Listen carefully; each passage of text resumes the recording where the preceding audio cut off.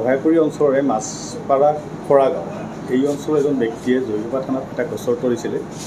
গোচৰটোৰ বিষয়বস্তু এনেকুৱা আছিলে যে তেওঁৰ যিজন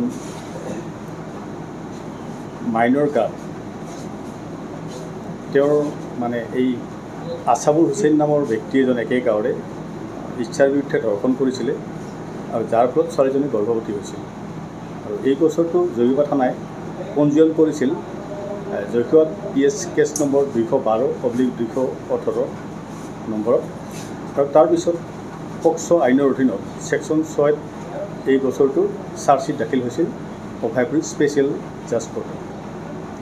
তাৰপিছত মহামান্য আদালতত এই গোচৰটোৰ বিচাৰ প্ৰক্ৰিয়া চলিছিল আৰু বিচাৰৰ অন্তত যোৱাকালি অনাৰেবল স্পেচিয়েল জাজ অভয়াপুৰী BK নাথৰ আদালতে এই গোচৰটোত ৰায়দান কৰে আৰু আজি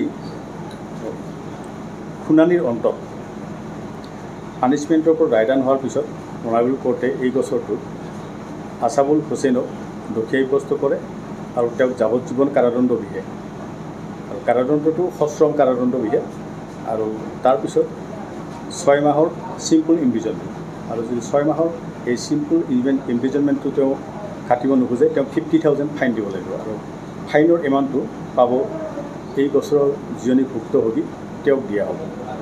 তাৰ উপৰিও অনাৰেবল কোৰ্টে ডিষ্ট্ৰিক্ট লিগেল ছাৰ্ভিচ অথৰিটি তেওঁলোকৰ আইন অনুযায়ী ভিক্টিমগৰাকীক ভুক্তভোগীগৰাকীক কম্পেনচেট কৰিবলৈ আদেশ দান কৰে।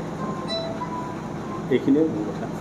নমস্কাৰ, মই উৎপল দাস আৰু আপোনালোকে চাই আছে এনি ভাৰত। আৰু আপোনালোকক জনাবলৈ পাই মই বহুত সুখী হৈছোঁ যে আমাৰ সকলোৰে মৰমৰ শ্ৰদ্ধা জুবিন গাৰ্গৰ গীতসমূহৰ ভিত্তিত এটা খুব সুন্দৰ ৰিয়েলিটি শ্ব' এনি ভাৰতে আয়োজন কৰিছে জুবিনৰ গানে কি আনে। এই প্ৰথম ছিজনটোত অডিশ্যনছ আৰম্ভ হ'ব আগষ্টৰ পৰা অসমৰ বিভিন্ন জিলাত। গতিকে মই সমূহ কলাকুশলী বিশেষকৈ যিসকল প্ৰতিভাশীল গায়ক গায়িকা আছে আমাৰ সমাজত তেওঁলোকলৈ মই এটা আহ্বান জনাইছোঁ তেওঁলোকে প্ৰস্তুত হওক এই ৰিয়েলিটি শ্ব'ৰ বাবে। আৰু তাৰিখটো হৈছে 15 আগষ্ট 2024 চন। এনি ভাৰতৰ অডিশ্যন জুবিনৰ গানে কি আনে।